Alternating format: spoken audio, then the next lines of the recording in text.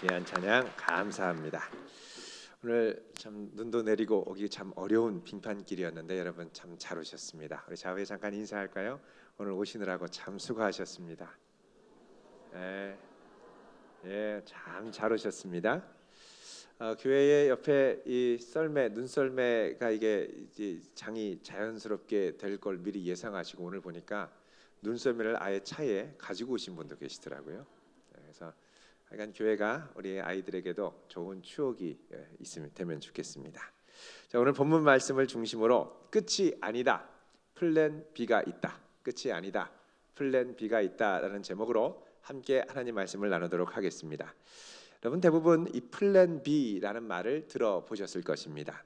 플랜이라는 말은 우리말로 계획을 의미하고 여기에 이제 영어 알파벳 B가 붙었습니다.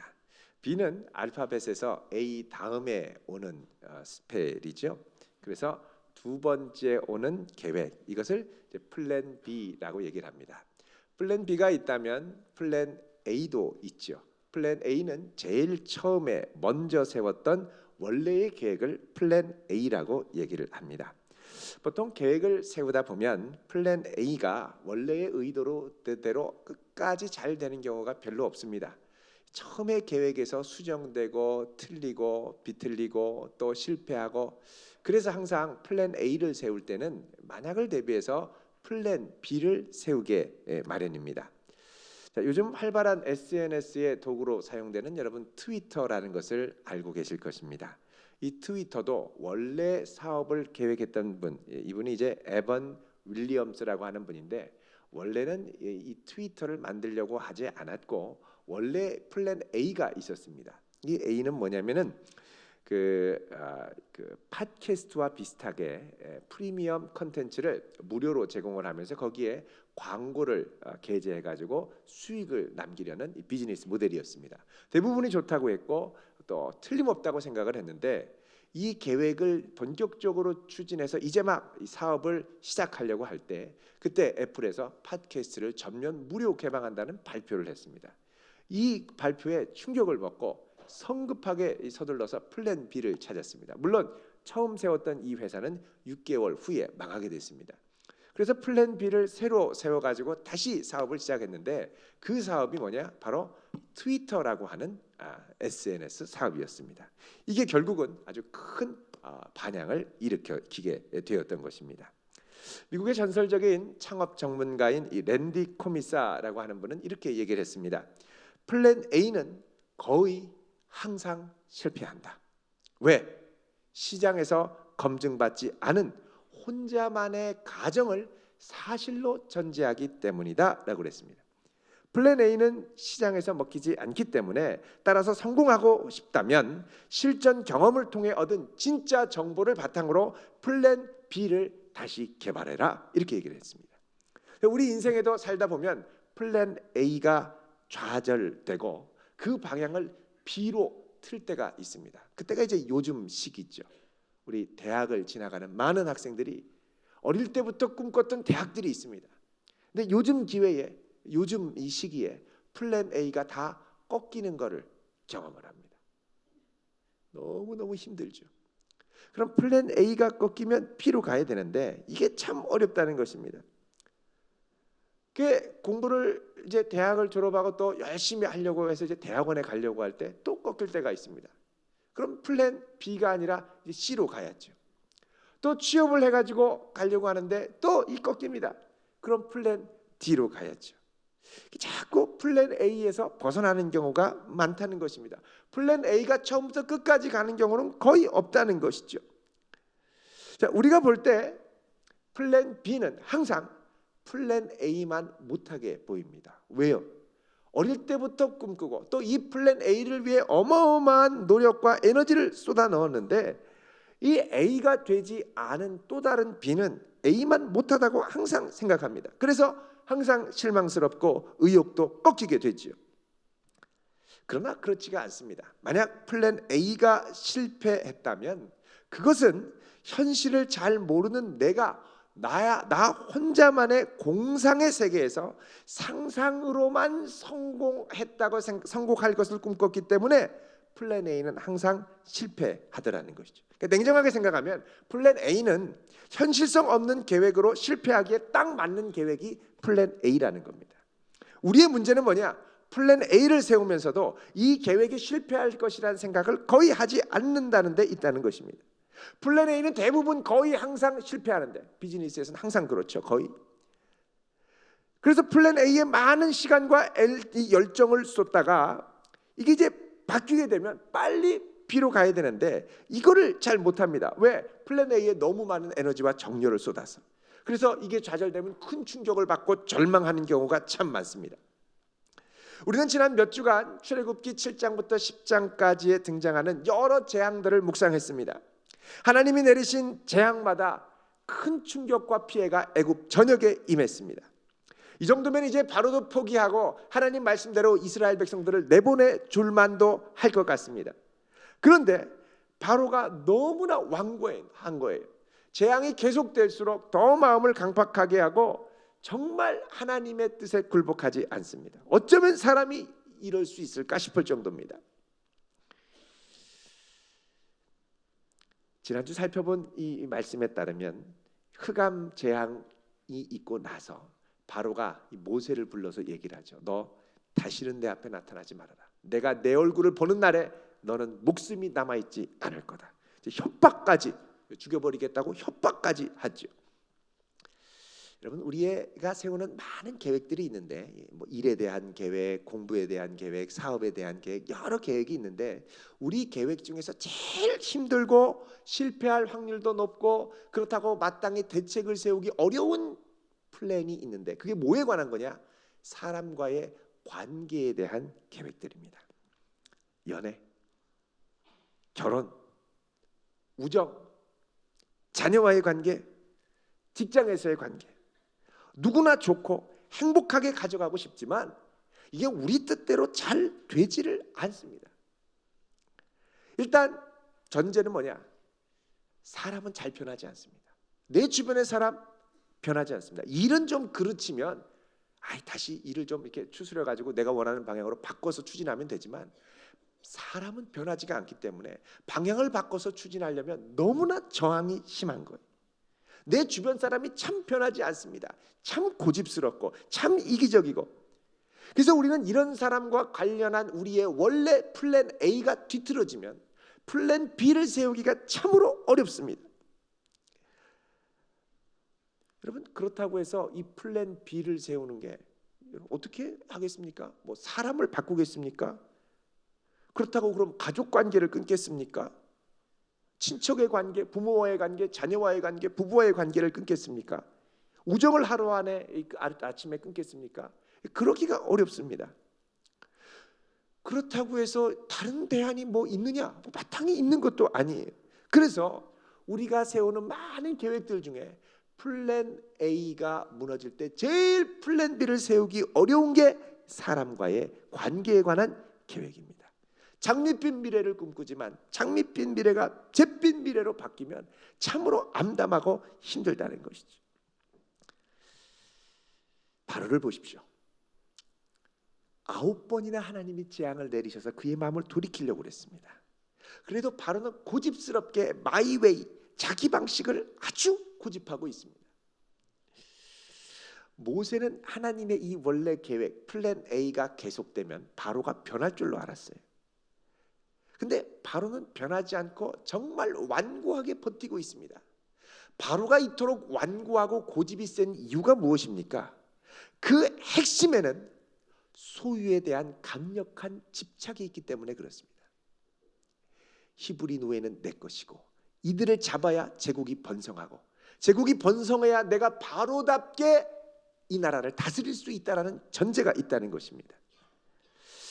자, 이렇게 고집스럽게 집요하게 애착을 갖고 붙드는 게 있으면 참 놓기가 쉽지 않죠. 그런 사람 옆에 있다 보면 우리는 그만 질려버릴 때가 많습니다. 거의 희망을 잃어버릴 지경에 이르게 됐죠. 물론 바로도 한때 잠깐 변하는 것 같았습니다. 우박재앙 앞에 내가 범죄했다라고 고백을 하면서 하나님은 의로우시고 나와 내 백성은 악하다라고 고백을 하죠. 당장이라도 변할 듯이 덤벼들었습니다. 그러나 시간이 지나고 조금 지나고 나니까 재앙이 지나가고 나니까 여전히 그대로 완악한 모습 그대로 변하지 않고 버티고 있습니다. 왜 이렇게 버티고 변하지 않는가? 여러분, 내면이 이게 변해야 되는데 외부적인 압력에 의해서 변하는 것은 사실 내면이 변하기 위한 자극을 주기 위한 계기를 제공하는 것뿐입니다. 그런데 그 계기가 제공됐을 때 내가 변해야 되는데 내 집착이 너무 강해서 완고하게 버틴기다 보니까 내가 변화해야 될 그 기회를 그냥 흘려버리고 마는 것입니다. 그러면 어떻게 되느냐? 내가 변하지 않았기 때문에 똑같은 사건, 동일한 어려움이 왔을 때 동일한 패턴으로 실수를 저지르고 동일한 패턴으로 죄악을 저지르고 동일한 패턴으로 미혹에 빠지게 된다는 것입니다. 내가 변하지 않은 상태로는 상황 자체가 바뀐다고 해서 변하지가 않습니다. 상황이 바뀌고 환경이 바뀌어도 사람이 바뀌어도 똑같은 관계 패턴, 똑같은 관계 역동, 똑같은 미혹의 패턴으로 빠지게 된다는 것이죠.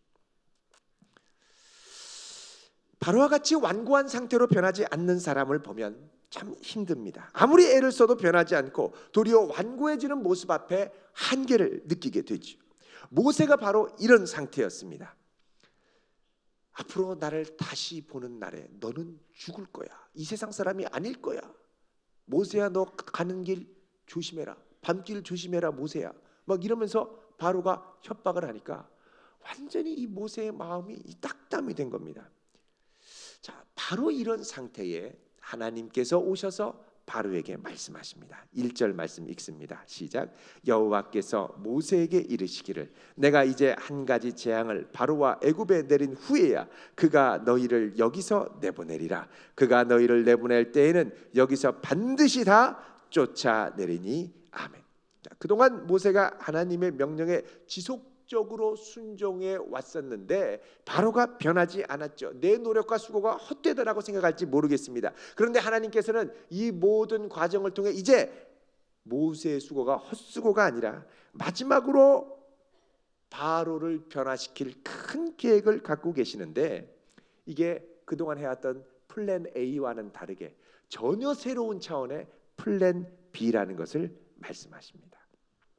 자, 시편 139편 17절에 보면 하나님이여 주의 생각이 내게 어찌 그리 보배로우신지요 그 수가 어찌 많은지요라고 고백을 합니다. 우리를 향한 하나님의 생각, 보배로운 생각들이 너무나 많고 그 숫자를 헤아릴 수 없다는 겁니다. 다른 말로 하면 하나님은 플랜 A뿐만 아니라 B, C, D, E, F, G 계속해서 많은 생각과 계획들을 갖고 계시다는 것이죠. 그 계획을 통해 어떻게 하기를 원하느냐?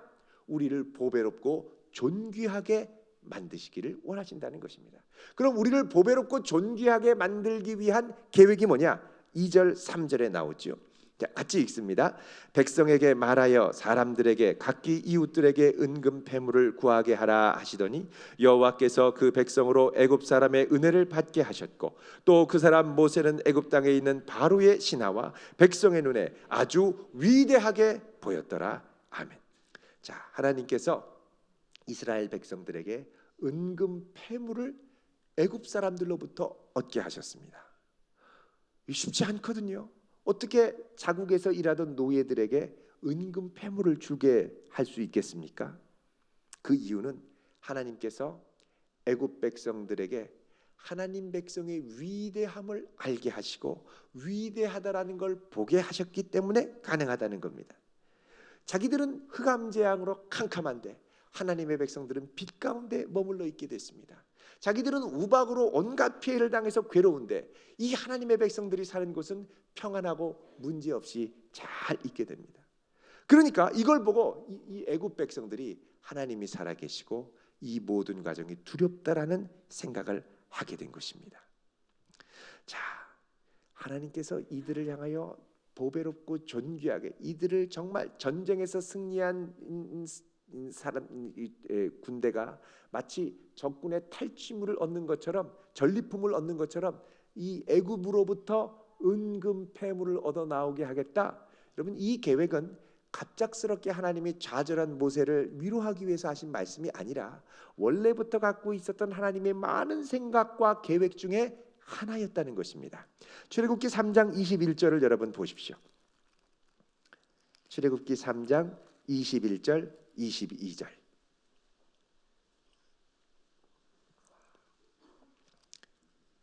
같이 읽습니다. 시작. 내가 애굽 사람으로 이 백성에게 은혜를 입히게 할지라 너희가 나갈 때에 빈손으로 가지 아니하리니 여인들은 모두 그 이웃 사람과 및 자기 집에 거류하는 여인에게 은폐물과 금폐물과 의복을 구하여 너희의 자녀를 꾸미라.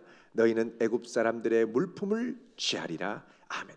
자, 출애굽의 역사가 있기 전부터, 모세가 바로를 만나기 전부터 하나님은 이 계획을 갖고 계셨고 이 장면을 아셨고 이것을 이루겠노라고 말씀하시고 약속하셨던 것입니다. 자, 그러면 이들로 하여금 금, 은, 폐물과 존귀한 의복을 입고 나갈 수 있도록 하시는 이 약속이 구체적으로 어떤 플랜 B를 통하여 이루어질까요? 그게 4절부터 8절 말씀에 나옵니다. 4절 말씀 보면요, 이렇게 시작을 합니다. 읽습니다. 모세가 바로에게 이르되 여호와께서 이와 같이 말씀하시기를 밤중에 내가 애굽 가운데로 들어가리니 아멘. 자, 여기 밤중이라는 말, 애굽의 가장 연약한 시간대가 한밤입니다. 애굽은 태양신 레를 섬겼죠. 이 레를 섬기는 시간 중에 태양신이 가장 활동하지 않는 시간이 한밤중입니다.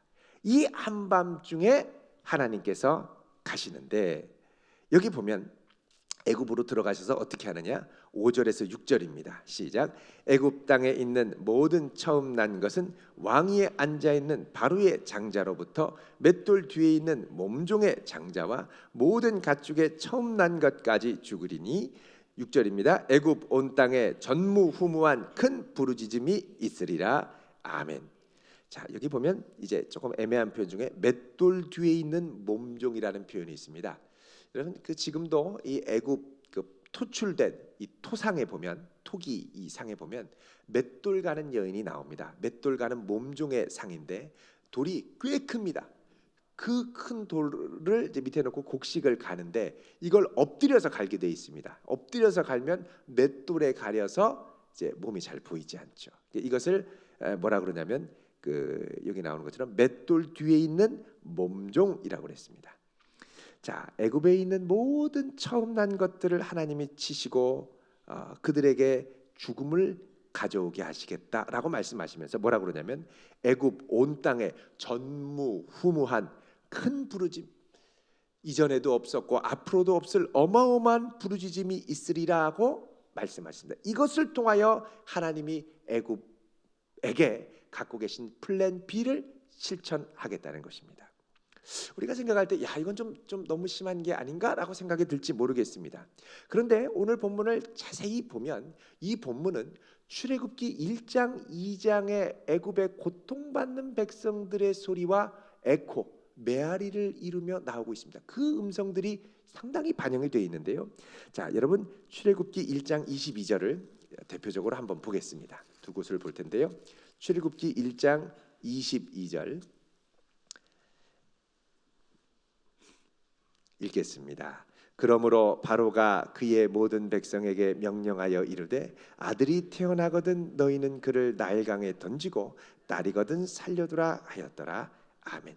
자, 바로가 히브리 노예들이 너무 무섭게 불어나자 이들에게 위협을 느끼고 이들을 제거하기로 결정하는데 제일 먼저는 16절에 보면 히브리 산파들에게 아들이 태어나면 현장에서 곧바로 죽이라고 합니다. DOA, Death on Arrival. 그대로 오자마자 나오자마자 죽이라는 거예요. 근데 이 말을 듣지 않으니까 이제 바로가 어떻게 하냐면 22절에 모든 백성들에게 명령해서 너희들이 아는 한 주변 이웃의 애기 소리가 나면 일단 가서 남자면 무조건 죽이라는 거예요. 나일강에 빠뜨려서 익사시키라는 거죠. 뭐 첫째, 둘째, 셋째, 막내 구별할 것 없이 남자면 다 죽이라는 거예요. 어마어마한 부르짖음이 사실 히브리 노예 이스라엘 백성들에게서 있었습니다. 하나님이 이것을 심판하셨느냐? 바로의 만행에 대해서 심판하지 않으셨습니다. 기다리고 계셨어요. 그 다음에 또 보면 2장 23절 출애굽기 읽어보겠습니다. 여러 해 후에 애굽 왕은 죽었고 이스라엘 자손은 고된 노동으로 말미암아 탄식하며 부르짖으니 그 고된 노동으로 말미암아 부르짖는 소리가 하나님께 상달된지라. 아멘. 자, 여기 보면 이스라엘 자손이 애굽의 고된 노동, 고되고 힘든 탄압을 통해서 어떻게 했느냐? 부르짖었다는 겁니다.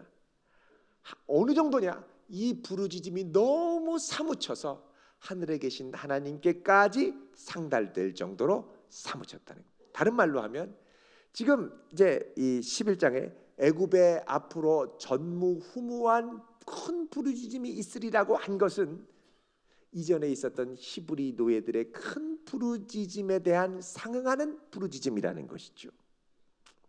자, 이렇게 볼 때 지금 하나님께서는 애굽의 첫 태생들에게 죽음의 재앙을 내리시는 것이 단순히 바로의 마음이 강팍해져서 제발 좀 말 좀 들어라 하고 혼내기 위해서 따끔하게 혼을 내려고 재앙을 내리시는 차원에 머무르는 것이 아님을 알 수가 있습니다. 하나님께서는 이전에 바로가 이스라엘 자손들, 여러분 이스라엘 자손들을 하나님께서 뭐라고 칭하셨냐면 출애굽기 4장 22절 보십시오. 4장 22절에 보면 뭐라 그러냐? 읽습니다. 87쪽 시작. 너는 바로에게 이르기를 여호와의 말씀에 이스라엘은 내 아들 내 장자라. 자, 이스라엘이 장자라는 거예요.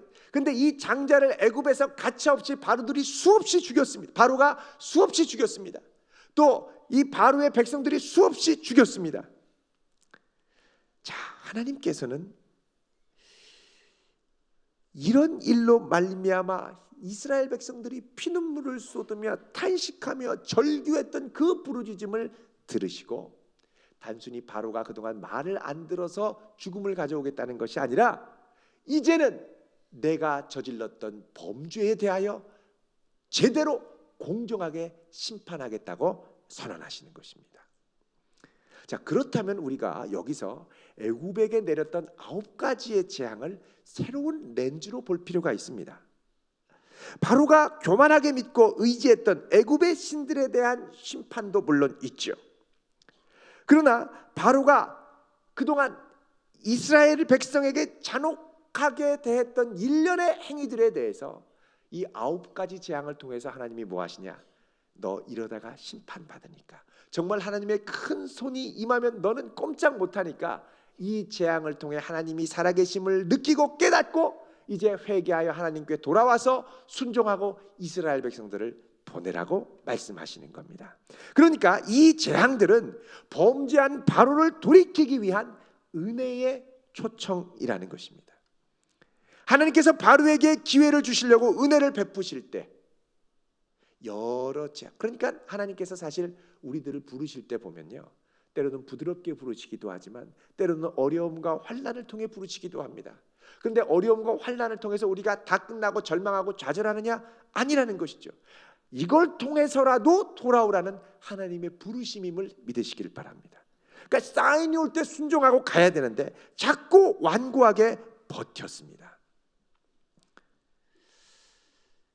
그래서 하나님께서 은혜 베푸실 때 우리가 절대 절망하지 말아야 됩니다. 근데 모세는 처음에 하나님께서 부르시니까 바로를 자꾸 경고하시면서 이렇게 하니까 실망하고 좌절했습니다. 하나님, 내가 얘기해도 이스라엘 백성 돌려보내지도 않는데요. 하나님, 제가 가도 아무 소용 없지 않습니까? 바로는 여전히 변하지 않는데요. 살해 위협까지 옵니다. 아마 좌절해서 완전히 절망했을지도 모릅니다. 그러나 이때 바로 이 모세는 바로가 그렇다 하더라도 절망하지 않고 주님을 바라봐야 되는데 하나님께서 이제 이 타이밍에 그동안의 징계가 어떤 성격이었다는 것을 오늘 말씀을 통해서 계시하고 계시는 것입니다. 여러분, 내 주변 사람이 아직 변하지 않습니까? 여전히 나를 변하지 않은 그 완고한 마음으로 나를 괴롭게 합니까? 아직 내가 했던 것들이 제대로 풀리지 않고 내 주변 사람이 그대로 나를 괴롭힐 때, 이때는 좌절할 때가 아니라 은혜의 소망을 가져야 할 때임을 믿으시기를 바랍니다. 어떻게든 하나님의 플랜 B로 돌입하기 전에 그를 돌이키기 위한 하나님의 부르심의 때라는, 그래서 아직 변하지 않지만 계속해서 하나님의 사랑의 메시지가 전달되는 거죠. 그러면 우리는 이때 뭐 해야 되느냐?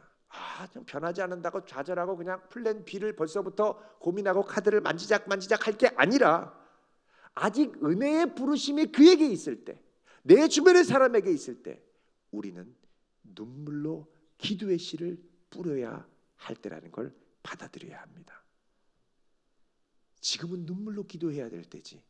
하나님이 아직 포기하지 않으셨는데 나 스스로 절망하고 내팽개칠 때가 아니라는 거예요.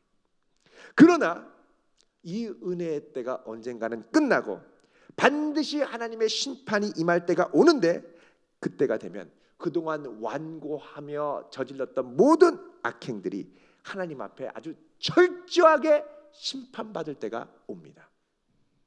남김없이 심판받습니다. 근데 하나님께서는 자비하시고 노하기를 더디하시는 분이기 때문에 웬만하면 불러서 돌아오기를 기다리시는 거예요. 자, 이것을 아주 극명하게 보여주는 예가 누가복음 20장 9절 이하에 나오는 포도원 농부의 비유입니다. 여러분 누가복음을 한번 보시죠. 누가복음 20장 9절에서 18절입니다. 자, 이 말씀을 보면, 물론 이 말씀은 마태복음 21장 또 마가복음 12장에도 나옵니다. 내용이 조금씩 차이가 있는데 이걸 이제 좀 종합해서 제가 이제 말씀을 드리겠습니다. 먼저 9절에 보면 이렇게 시작을 합니다. 한 사람이 포도원을 만들어서 농부들에게 세를 주었습니다. 그리고 다른 나라에 오래 가 있다가 10절에 때가 이름에, 때가 이른다는 건 결실을 거둘 때를 말하는 거죠. 결실을 거둘 때가 이르자 포도원 소출 얼마를 바치게 하려고, 자, 세를 받아야죠. 자기의 종들을 농부들에게 보냅니다. 자, 농부들은 원래 주인이 보낸 이 종들을 잘 대해줘야 되고 또 세를 줘야 되는데 이 종들을 때리고 거저 보냈습니다. 이걸 보고 주인이 분노했겠죠. 그러나 주인은 다시 참을성 있게 11절에 또 다른 종을 보냈습니다. 그리고 주인의 메시지를 전했죠. 그러자 이 농부들은 어떻게 했느냐? 그도 몹시 때리고 능욕하고 거저 보냈습니다. 12절에 또 다시 세 번째를 보냅니다. 그러자 이 종도 무지하게 때린 것 같아요. 상하게 하고 내쫓았습니다. 다른 복음서에 보면 또 보냅니다. 그러자 이번에는 죽여요. 산 송장이 아니라 죽은 시체로 송장으로 보냅니다. 또 보냅니다. 그러자 또 그렇게 합니다. 계속 보내는데 나중에는 더 이상 보낼 종들이 없어요. 그러자 주인이 고심을 합니다. 어떻게 할꼬? 13절에 나오죠. 포도원 주인이 이르되 어찌할까? 그러면서 결정한 게 뭐냐? 내 사랑하는 아들을 보내리니 그들이 혹 그는 존대하리라. 그래서 아들을 보냈는데 농부들이 이 아들을 보고 뭐라 그러냐? 14절에 이는 상속자니 죽이고 그 유산을 우리의 것으로 만들자 그럽니다. 자, 여러분 여기서 이 농부들이 이 종들을 죽이고 학대하고 주인의 말을 듣지 않으려 했던 중요한 계기가 나옵니다. 그건 뭐냐? 소유욕, 탐욕, 내 것으로 만들고자 하는 욕심 때문이었다는 것입니다. 그래서 그 아들을 죽입니다. 자, 이렇게 하자 하나님께서는 플랜 B로 돌입하십니다. 어떻게 하십니까? 16절 와서 그 농부들을 진멸하고 군대를 동원해서 삽시간에 그 농부들을 죽여버립니다. 진멸해요. 그리고 포도원을 다른 충성되이 일할 사람에게 넘겨주죠.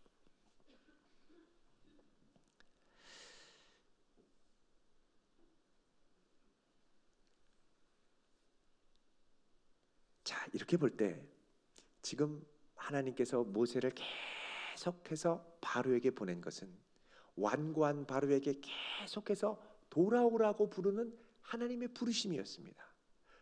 이 정도로 혼나고 이 정도로 피해를 입고 이 정도로 다쳐도 내가 돌아오지 않겠느냐? 계속 부르시죠. 끝까지 거부합니다. 그래서 하나님께서는 이제 마지막 플랜 B를 가동하기 전에 바로에게 가서 마지막으로 오늘 모세를 통해 경고하시는 겁니다.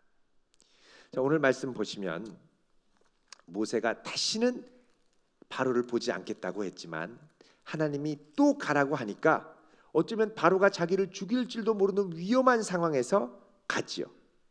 4절에 모세가 바로에게 이르되, 다른 말로 하면 모세가 바로에게 갔다는 것입니다.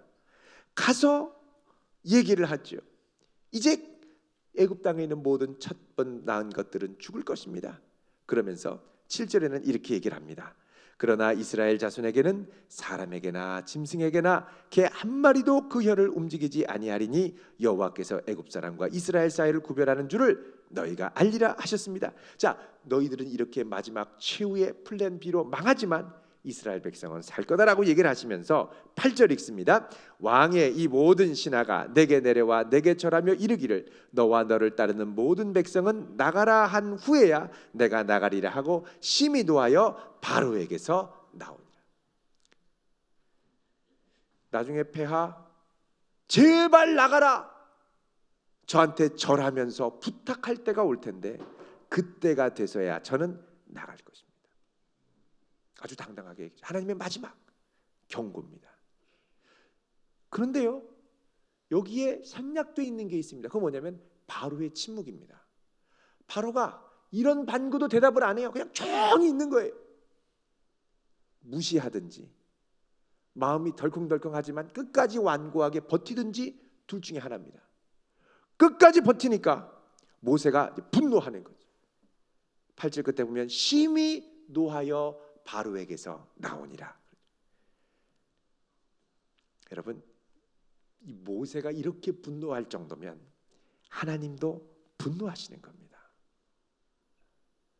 하나님이 분노하셔서 드디어 플랜 B를 가동하시는 거죠. 이제 하나님께서는 궁극적으로 모든 것을 역전시키려고 하시고 그 역전의 때, 심판의 때가 다가오고 있습니다. 자, 성도들에게도요, 우리가 간절히 기도하며 눈물의 씨를 뿌릴 때 하나님께서 반드시 기쁨으로 거두게 하실 때가 오는데, 그때가 언제냐? 역전의 때입니다. 내가 고통받았던 그것이 뒤집힐 때가. 그런데 뒤집히고 나면 그가 돌아올 수 있는 은혜의 기회는 사라집니다. 속 시원하지만 안타까움이 있는 거예요. 그래서 우리는 아직 안타깝게 그를 위해 기도할 때가 주어졌을 때 눈물로 기도해야 할 사명이 있는 것입니다. 자, 이 마지막 역전의 때를 누가복음 6장 20절에는 이런 복으로 설명을 합니다. 누가복음 6장을 보겠습니다. 20절.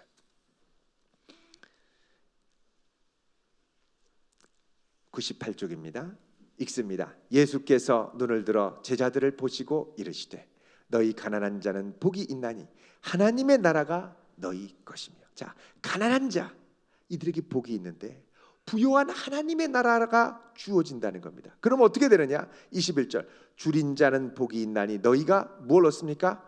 배부를 것이고, 우는 자는 복이 있는데 어떻게 해요? 웃을 것이고. 22절에 인자로 말미암아 핍박받을 때는 23절 그날에 하나님의 플랜 B가 가동되는 종말의 심판 때에 하늘에서 기뻐하고 뛰놀 때가 온다는 것입니다. 상을 받을 때가 온다는 것입니다. 자, 성도에게는 반드시 이 모든 것이 역전되는 하나님의 플랜 B가 가동될 때가 옵니다. 인간의 힘으로 할 수 없는 모든 것을 순식간에 전복시키는 하나님의 능력의 계획이 있다는 겁니다. 그리고 이 계획이 실행될 때 하나님께서는 결국 그의 자녀가 존귀한 자녀임을 확증시켜 주시고 온갖 하늘의 영화롭고 보배롭고 존귀한 것으로 채워주시는 때가 온다는 것입니다. 그래, 그러죠. 기뻐하고 뛰놀라. 그날에 기뻐하고 뛰놀라. 하늘에서 너희의 상이 큽니다. 하나님께서는 그의 아들 예수 그리스도를 통해 우리를 자녀 삼아 주셨습니다. 왕 같은 제사장으로, 거룩한 나라로, 그의 소유된 백성으로 우리를 삼아 주셨고 이 소유된 백성을 반드시 붙들어 주심을 약속하십니다. 그래서요, 하나님의 자녀들에게는 끝나 보이는 것 같은 그 끝이 절대 끝이 아님을 믿으시기 바랍니다. 끝처럼 보여도 하나님의 플랜 B가 있고요, 플랜 B가 아직 가동되기 전인 이때는 기도하며 눈물로 씨를 뿌릴 때라는 것입니다. 그러면 반드시 기쁨으로 단을 거둘 날이 온다는 것입니다. 아직 상황의 변화가 없습니까? 내 주변 사람들이 여전히 완고합니까? 강팍합니까? 지금은 실망할 때가 아니라 눈물에 무릎을 꿇을 때인 줄 믿으시기 바랍니다. 그리고 기도해야 됩니다. 하나님, 정말 힘들고 실망스럽지만 이것이 끝이 아님을 믿습니다. 아직 주님이 주시는 은혜의 기간에 나를 붙들어 주시고 주님 작정하신 그때에 내 눈물이 기쁨으로 바뀔 때가 올 줄로 믿사오니 주여, 이 핍박과 조롱을 이겨내며 큰 상급 얻는 천국 백성 삼아 주옵소서. 믿음으로 바라며 나아가는 복된 성도 되시기를 주님의 이름으로 축원드립니다. 기도하겠습니다. 거룩하신 하나님, 저희들의 연약함을 고백합니다. 참으로 우리들의 계획,